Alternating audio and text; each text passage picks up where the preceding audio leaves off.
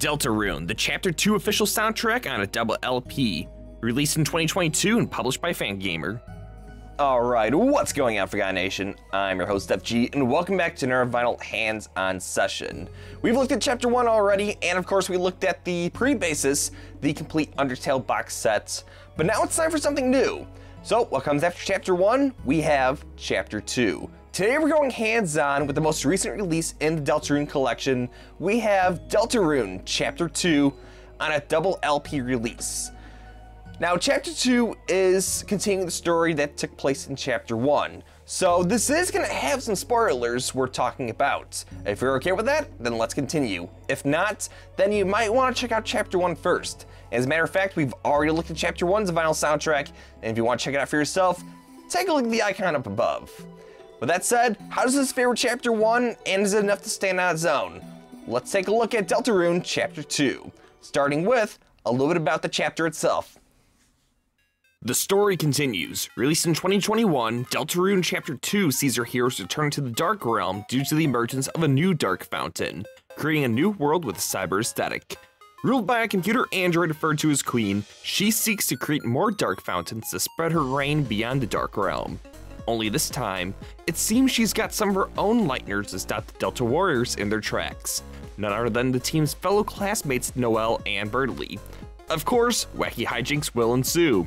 This one was surprisingly also made free to play, and is even longer than the first chapter, including an alternate route similar to what fans have called the Genocide route to Undertale, here known as the Snowgrave route. With a new venture unfolding with even more unique characters, even some out of a trash can, leave it to Chris, Susie, and Relze to restore the balance of light and dark once more. The one thing I'll say about Chapter 2 is that I love how it handled the character interactions. Queen is a hilarious character, and I love the little bits that we have when incorporating Bertley and Noelle into the mix. Now, part of me wonders if this is what it's going to be like for each chapter moving forward. And if we're taking a look at what's going on with the end of the chapter, I get the feeling that Toriel might be a crucial player in Chapter 3. Only time will tell though. But overall, this is a worthy successor to Chapter 1 and helps to further establish the tone of the game moving forward. And its emphasis of being this specific theme, this cyber world, really does help lend itself to establishing just what the world of Deltarune could look like by merging light and dark together, and seeing much more of how this Alice in Wonderland vibe can go moving forward. I had a good time with Chapter 2, but if I'm being honest, I don't think it was as impactful as Chapter 1. While I love the character interactions, I just really didn't remember much of it outside of those funny interactions. That said though, I'm sure it's different for everyone. But that extends of course to the soundtrack. Unlike with Chapter 1, the Chapter 2 soundtrack has a lot more variety going on to better capture not only the new cyber world we see and the new boss Queen, but also many of the very strange scenarios that our heroes find themselves in. We see styles that range from chiptune and funky, aristocratic and speedy, and probably malicious like it came from an old school Windows loading screen. It's a surprising contrast to say the least, but the use of instrumentals make it work surprisingly well. How so, you may ask? Well, Toby Fox wasn't the only one working on this soundtrack, as we have a couple of guest composers for Chapter 2. We have Lena Raine composing 2 tracks, and further support by Marcy Neighbors. These two helped to compose the chapter's final boss theme, Attack of the Killer Queen, and it is incredible. Lena also helped to compose the cyber battle track against the beatbox gang, Sweet Captain Cakes. Definitely some standout tracks for this chapter, with a total of 47 tracks on a blue marbled and a translucent red vinyl, and a couple of tracks reused from both Undertale and Chapter 1 soundtracks respectively. Put this in your car stereo as you drive into rush hour traffic for a good time.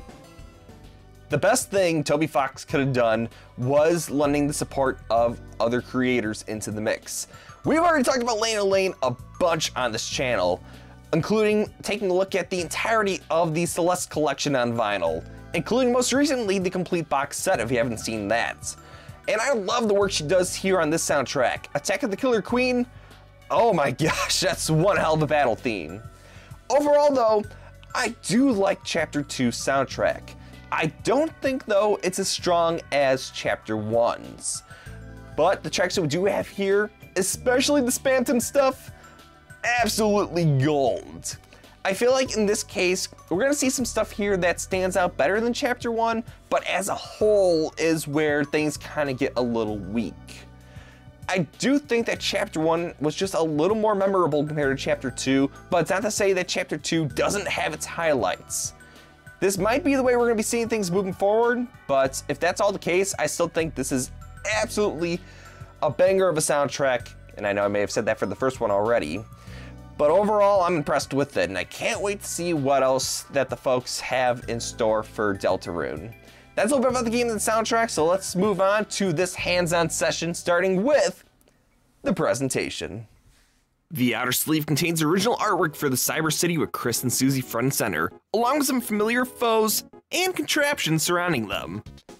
Unlike Chapter 1, where the outer sleeve went for a more realistic style, this one feels a lot closer to what we saw with the Undertale and the Chapter 1 backside of Deltarune, where it's going for much more of a cartoony look, but compared to Chapter 1, this one has way more colors happening in the scenes here. Plus, the emphasis on Chris and Susie on the front side does lend itself to having a lot more in terms of interactability when it comes to handling this piece of media. And I love just the composition of this between the enemies as well as the characters front and center. I do think Chapter 1 might have been a little stronger personally, but overall, I do love the look of this one. And that extends to the backside, of course. The back of the outer sleeve also sports some original artwork for a great summary piece of the chapter.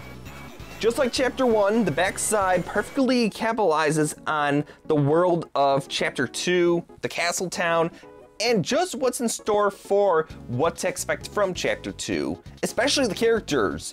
We have Relze, we have Noelle, we have the Queen, we have Birdly, and even our favorite #1 salesman of 1997, Spamton, G. Spamton. But overall though, I do like the backside. I do think that the front side's got a little more going on for itself, but this adds perfectly to what we've seen before with some of the other releases. And you might have noticed I even used it in the previous chapter video. For those that note these things, points to you. But in any case though, I do like this just because of its focus on more of the characters. More so than the front side.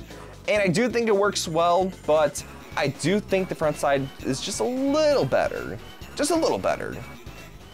As a double LP release, surprisingly this is not a gatefold, which is a missed opportunity. But what we do have is some original artwork on each side of the inner sleeves. I don't bring it up in the live bit, but unfortunately when I did receive this one, I did notice a bit of seam splitting on both of these inner sleeves. Pretty disappointing, but it happens. This is a double LP, so of course that means we have 2 inner sleeves. And each of them of course showcases a little bit about the world of Chapter 2 and what to expect, including our beatbox gang that we encounter early on in the game. We have, of course, from one of the best battles with Vero-Kun dressing up as nurses. You love to see it. And then the other side, we have the, of course, touching scene with Noelle looking over a moon that's shaped like a baseball. I don't know. Crazy moon. And then unique to this release, we have... That's gonna put some marks in that.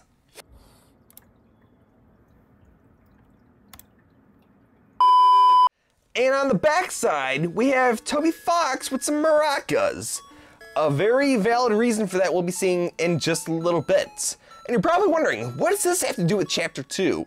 Well, aside from a small Easter egg, there's a very good reason that it's here. But in any case, I love the use of the inner sleeves here, and I do think they help to tell the story of Chapter 2 just as much as the outer sleeve, but more so I feel like it focuses more on the crucial moments of Chapter 2, and make for just individual stand pieces. Overall though, I'm impressed. They are paper though, so you might want to get some good sleeves to protect the records on the inside. I mentioned this was Chapter 1, but that was before Undertale, but there's no reason they couldn't include some sort of protection for the inner sleeves here. If Undertale's complete box set had it, there's no reason that this one shouldn't have had it. That's, for whatever reason, I can't seem to understand. a very missed opportunity. We have two different unique vinyls for this release. The first is a blue marbled vinyl with accents of white and green, with the label art featuring the teacup machinations used during the chapter, and the other side featuring the Beatbox Gang. The other vinyl is translucent red, that one side features Spampton Neo and an encounter with the heroes, and the other side featuring a very special Easter egg with a dog in the city. However, it's this other side that's very unique, as it features a very special gimmick backed by a unique track that can only be found here on this vinyl release. That's right, folks, there's an exclusive song that can only be found here at the time of this recording. So this might be the reason to get this vinyl if you're a fan of Deltarune. Between you and me, it kinda sounds like the end logo for Cartoon Network during the cartoon era. Just saying, it sounds familiar. But in any case, the big thing with this release is the backside, because what we have here is a Zoetrope. If you want to learn a little bit more about Zoetropes, do check out my video I covered on the Bomberman 1 and 2 vinyl soundtrack. But in short summary, essentially this is a picture that when you move the vinyl, you see it in real time. We have the dog, which may or may not be Toby Fox, as well as Chris, Relzy, and Susie dancing away to what we saw during the battle with the Beatbox Gang. In action, when you see it spin around, it looks super cool. Now, as I mentioned with Bomberman though, the way I do this, I can't really get it to work on my end, so I'm not gonna be able to show it off properly in the video, but do know that when it is used properly, it's a very cool effect. And just to have it here in this format adds a lot of replayability and just a little bit of fun factor to the mix. And hey, on the other side, we even have Spampton Neo. Didn't think I'd see that on a vinyl release. But we could see a bit of what we're gonna be seeing later on. It seems like for every vinyl, we're gonna see the big baddie, the sub-boss that is, show up in one of the label arts. And hey, in this case, we got Spampton Neo before we had the Jevil, so I wonder what Chapter 3 is gonna entail. But that's a bit about the presentation, which of course I'm impressed with, but now let's talk about the sound quality. I do think it's definitely a bump up compared to what we had with Deltarune Chapter 1. And I would say it's just as on par with the Undertale box set. Some pops and crackles, of course, but nothing's gonna ruin your listening experience. It's definitely disappointing that they didn't have proper sleeves what we saw with Undertale, and it's definitely a missed opportunity. But overall, I do think it sounds great. But let's hear what you think. Here's a couple of samples from Deltarune Chapter 2.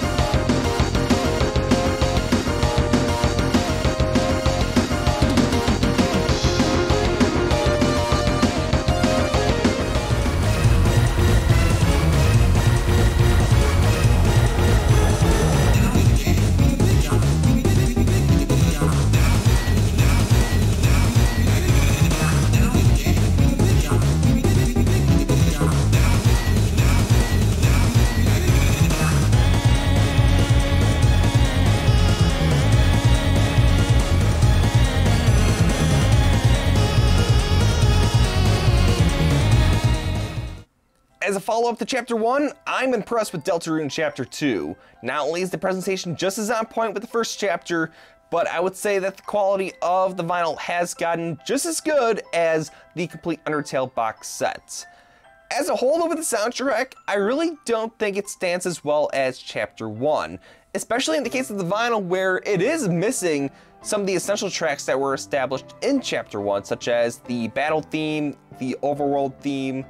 So in some ways, it does kind of lose out in that aspect, and does encourage you to go out and try to find Chapter 1 to add to the collection.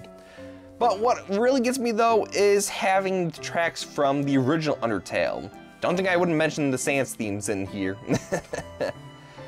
But as it stands, though, I am impressed with this final release, and I do think it's worth getting.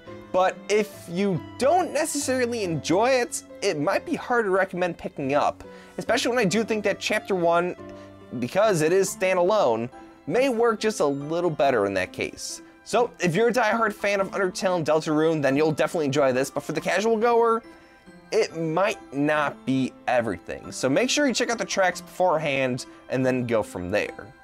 But that's gonna do for this hands-on session of Deltarune Chapter 2. My favorite track this session has to be Big Shot.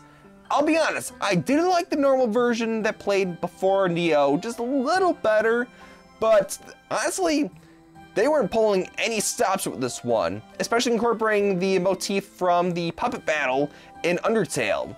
Overall, just an excellent piece for an epic boss battle. If you want to see more videos like this, the best place to let me know is in the comments down below. Thanks for watching, and as always, I'll see you in the next video. Something seems off.